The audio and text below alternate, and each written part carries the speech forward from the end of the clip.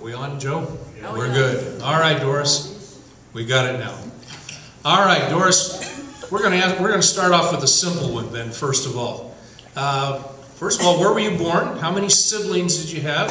What high school did you go to? And when did you graduate? I was born in the big town of Benkelman, Nebraska. When I was 5, we moved over the line 10 miles into Kansas. And that's where I grew up. In Kansas. So where did you go to high school? In Bird City, Kansas. All right, how many of you been to Bird City? Very good, good. And you graduated with a class of? 49. Class of 49. Wonderful, wonderful. All right, so... There were 13 of us that graduated. 13 graduates. That's a big class. And my brother and I are the only ones still. That are still from that class. Amazing. Just amazing. Well, Doris, we know that one of the things that you did with your life was you became a nurse. So tell me how you got into nursing and where did you start your nursing career? When I got out of high school, like so many others, I didn't know what I wanted to do. My sister had a boy 1 and a boy 2. So she wanted me to come live with them because I love babies. So the only job I could find in another small town was as a nurse's aide in the hospital. After a year or so there, I decided I needed to go further. Okay. So where did you go for nursing school? I went to St. Luke's in Denver.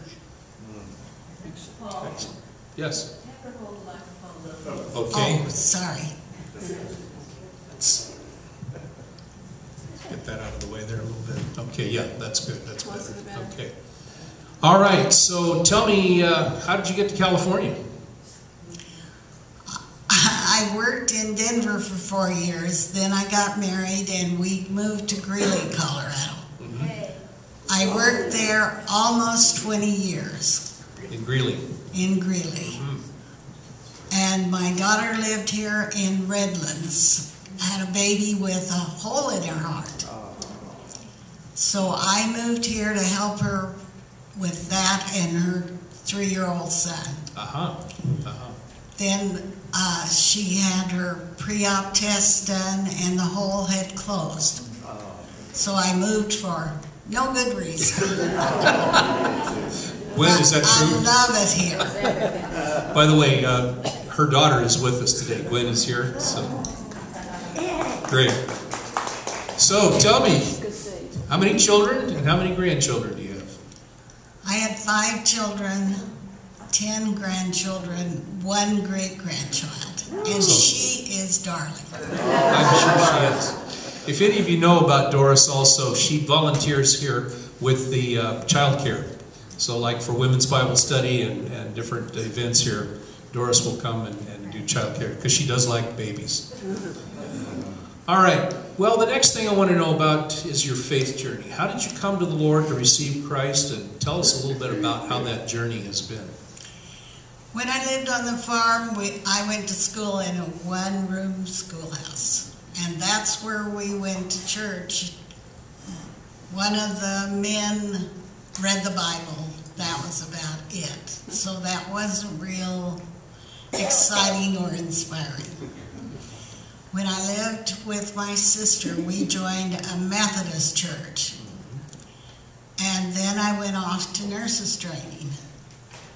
There, a group of us went to a huge Presbyterian church with an excellent minister. But between nursing, working, all the other things, we didn't join in anything.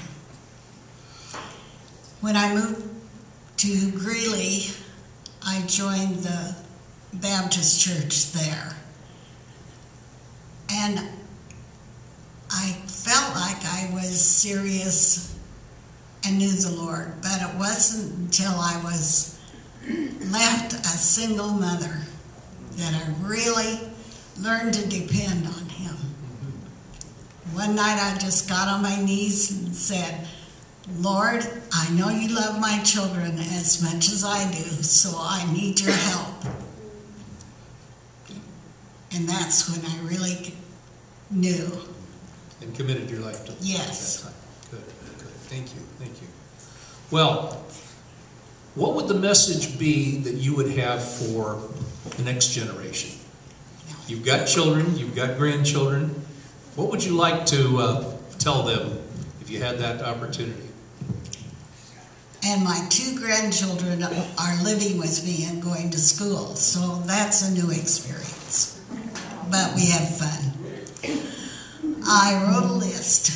Follow the Bible's rules, not your friends or Hollywood. Stick to your moral values that your parents have taught you. And establish a good work ethics. When you choose a career, choose something that you will be happy to go to work every day. Not how much money you can make. We all need money, but don't make that the priority. Be caring and compassionate with other people, and make your family a priority.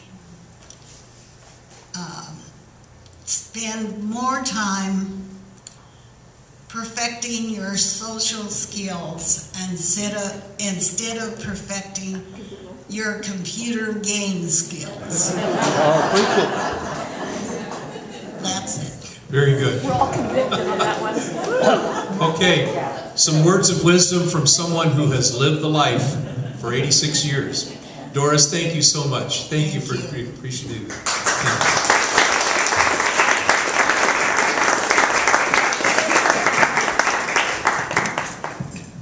How do we pass those things on to the young people? Yes.